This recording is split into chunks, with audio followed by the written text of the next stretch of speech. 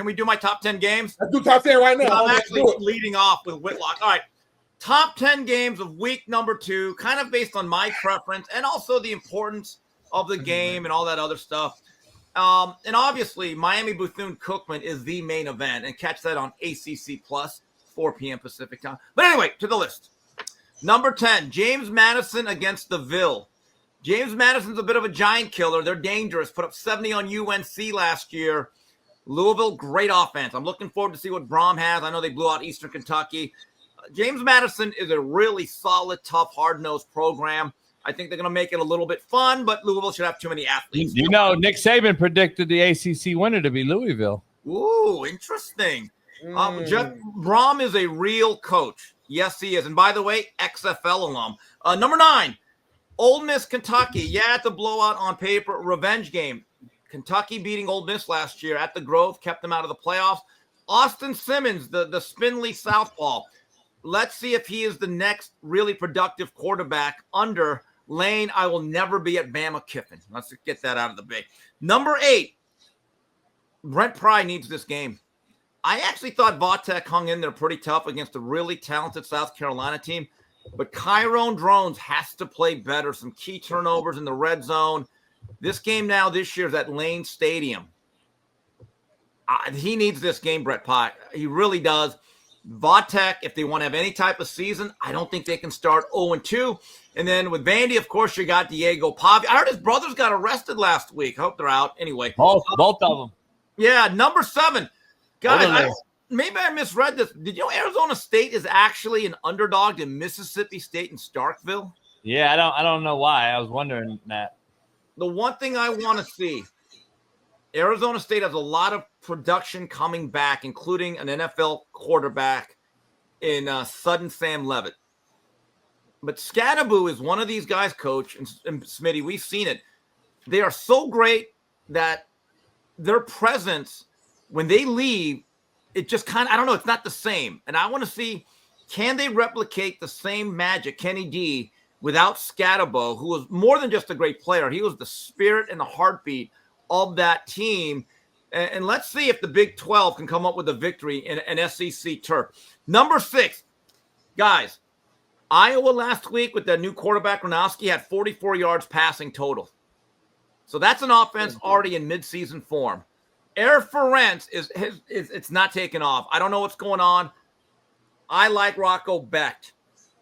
I still think it's a tough game. I like the Cyclones in Ames. They just find a way to do it. And Iowa's offense, man, that's prehistoric. Number 5, USF against Florida. Byron Brown, he's a little spark plug against DJ Lagway. I want to see if USF can make this a game. Again, that tempo is very, very tough, and that big victory for USF against Boise State last week. All right, number 4, one of my personal favorite games. Kansas, one of my favorite quarterbacks, Jalen Daniels, takes on Bo Pribula of Mizzou. Old Big 12 rivals. They can finally play again.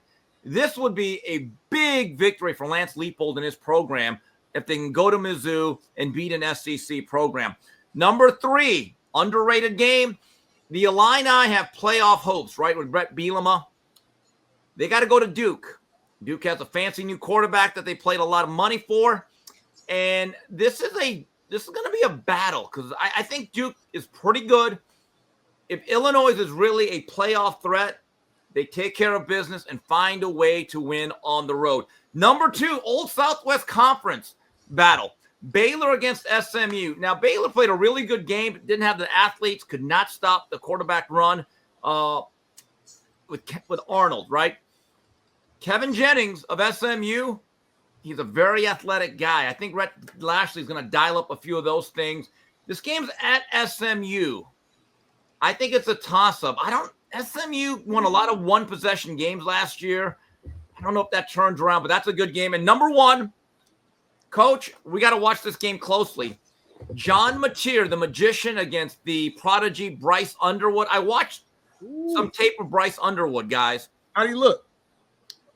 You know, I don't like his release. It's a little bit low, like he's throwing a dart, but man, he has zip and he's got confidence. He already looks more comfortable throwing the ball in the middle of the field than Arch Manning, to be honest with you. But again, it was New Mexico State, so let me put that in there. But Bryce Underwood looked like a guy that has a real future, but this game's in Norman, and Venables needs this game because that second half of that schedule is a monster. So that's my game number 1. Keith, shut up. Iowa and Iowa State never have playoff implications. Shut the fuck up. Number 2, real quick. I have 3 things. I have 3 things for Steve. Number 1, I cannot believe you don't have Oregon, Oklahoma State on this list. That's my 28 point. All right. If Lanning and Gundy fight at midfield, okay, I'll put it number 1. But that's a 28 point.